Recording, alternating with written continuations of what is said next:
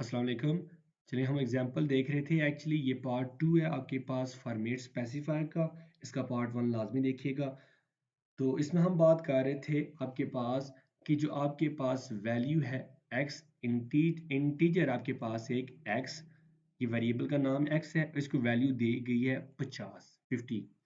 अब print F का function आपने पढ़ा था, उसमें तो हमने देखा था जी ये डबल ब्रैकेट्स है और इसके अंदर डबल कोट्स यूज होते थे। तो वो तो यहाँ तक आपके पास डबल कोट्स के अंदर जो को लिखा जाता है स्क्रीन पे शो होता है। तो स्क्रीन पे शो होना चाहिए था हमें the value of integer is percentage D. लेकिन हम इससे पहले कुछ ऐसा पढ़ के आए हैं कि देखिए कुछ वैल्यूज, कुछ ऐसे फंक्शंस होते हैं जिनकी जिनका फंक्शन या मीनिंग प्री डिफाइंड होती है। जैसे आपने एस्केप सीक्वेंस पढ़ा, वहां पे हम अगर बैक स्लैश एन लिखते थे, बैक स्लैश एन, इसका मतलब होता था कि ये न्यू लाइन पे ले जाता था हमें, इसको स्क्रीन पे शो नहीं था करवाता। ठीक है। इसी तरह आप लोगों के पास ये जो परसेंटेज डी है, ये भी आपको स्क्रीन पे शो नहीं होगा। ये एक्चुअली यूज होता है वैल्यू को कॉल करवाने के लिए। अब जब भी ये लिखा आएगा तो उस जगह क्या आएगा, उसके आगे हम लोग ब्रैकेट, देखिए डबल कोट्स तो क्लोज हो गए, लेकिन कॉमा लगा के वेरिएबल का नाम लिखते हैं। मतलब क्या कि the value of integer is percentage D नहीं आएगा, यहाँ पे वो x की वैल्यू को कॉल करेगा। अब x की वैल्यू कितनी है, 50।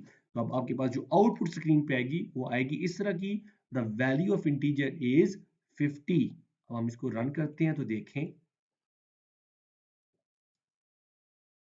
देखें जी आप लोगों की आउटपुट कैसे आई है। तो उसी तरह ये कुछ ऐसे आपके पास प्री डिफाइंड फंक्शंस हैं जिन्हें आप लोग क्या करते हैं, जिन्हें आप लिख के वैल्यू, अब देखिए परसेंटेज फॉर्मेट स्पेसिफिक हम लिख के कॉल करवा रहे हैं। ये किस लिए यूज होता है, कॉल करवाने के लिए।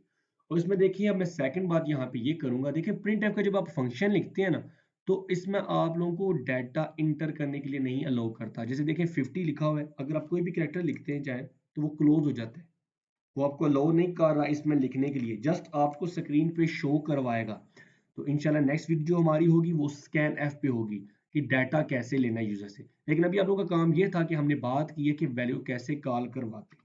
तो देखिए एक लाइन और मैं यहाँ पे लिखता हूँ कि आप लोगों के पास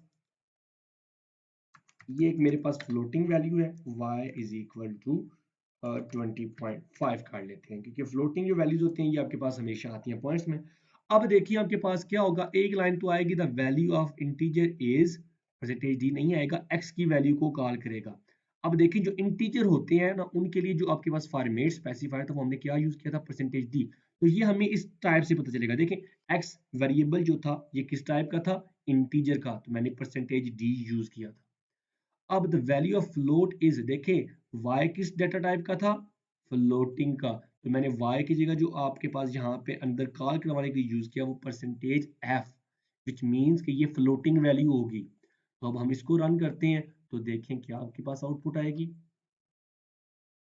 तो देखें मेरे पास क्या आया, the value of integer is 50 और साथ ही लिखा आ गया the value of float is 20.5000। तो ये उसने डिफॉल्ट इसके सेटिंग की है, साथ 20.5 भी लिख दे तो आपके पास आउटपुट ठीक है।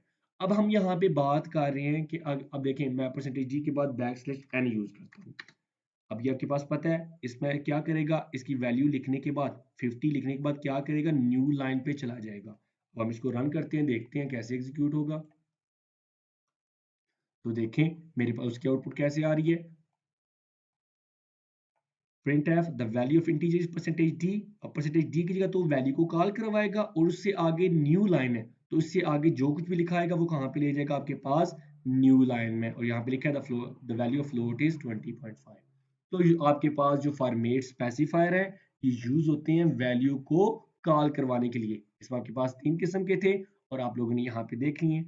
उम्मीद है कि आप लोगों को ये वीडियो समझ आई होगी। बहुत शुक्रिया, अल्लाह हाफिज।